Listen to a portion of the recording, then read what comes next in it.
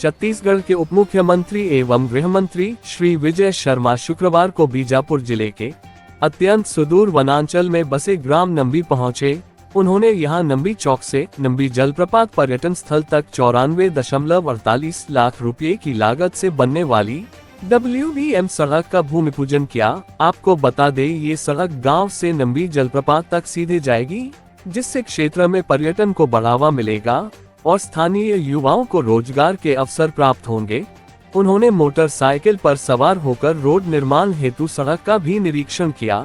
इस अवसर पर उप मुख्यमंत्री श्री शर्मा ने बताया कि बस्तर अब एक नई दिशा में बढ़ रहा है, जहां पर्यटन क्षेत्र के विकास के द्वारा कभी नक्सल आतंक से पीड़ित गांव अब पर्यटन हब के रूप में विकसित हो रहा है।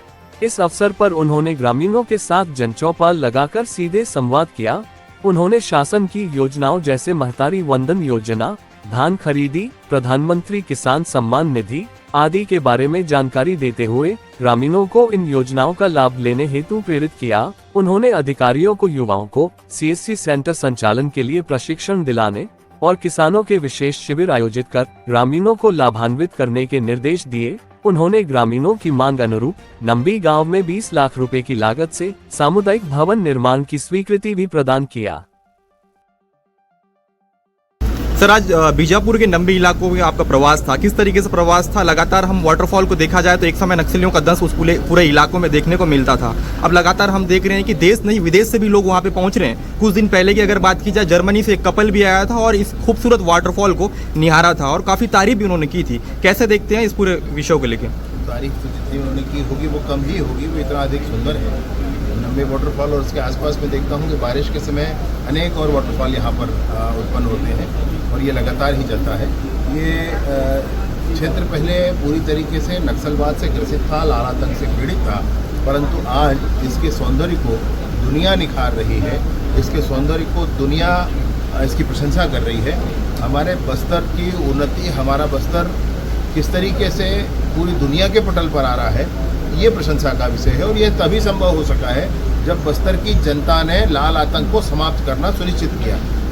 सर, अभी जो बड़े नक्सली सरेंडर किए थे, जिसमें एक सतीश नाम आ रहा था, उसके द्वारा जो सरेंडर किया, उसके बाकी साथियों ने उसे गद्दार कहा, तो उसको लेके आप क्या कहेंगे? नहीं, मेरी बात आप बहुत स्पष्टता से मैं कहना चाहता हूँ कि वो लोग गद्दार हैं जो हथियार लेकर के देश के पीठ में छुरा घोंपते हैं, जो लोगों को गला रेत कर मारते हैं, वो लोग गद्दार हैं। ये समझदार हैं जिन्होंने अपने साथ साथ सैकड़ों लोगों की जान बचाई, लेकिन फिर भी ये कहते हैं कि हम जनता के लिए काम करेंगे। ये सारा ही विषय आपसे मैं कहना चाहता हूँ कि बहुत स्पष्टता के साथ काम हुआ है। सरकार ने भी कहा है कि आप जनता के लिए काम करेंगे, कोई हथियार आप छोड़ दें, बाकी सरकार को कोई आपत्ति, कोई दिक्कत नहीं किसी बात में। और उन्होंने विभिन्न विषयों के लिए चर्चा भी की और वो पहले से ही सरकार कर रही थी, इसलिए किया भी। मैं बहुत स्पष्टता से फिर से कहना चाहता हूं कि जो इन लोगों को गद्दार कह रहे हैं, मूलतः देश के गद्दार वो लोग हैं और ऐसे लोगों को समझना चाहिए कि अपने साथ साथ सैकड़ों की जानें वो बर्बाद न करें।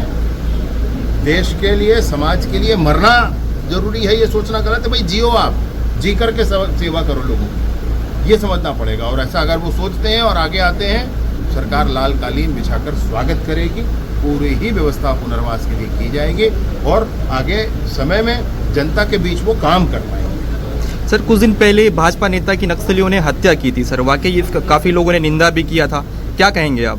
एक समय विषम परिस्थितियों में भाजपा कार्यकर्ता यहाँ पे रह रहे हैं। बस थोड़े ही दिनों की बात है, सब कुछ ठीक होने वाला है।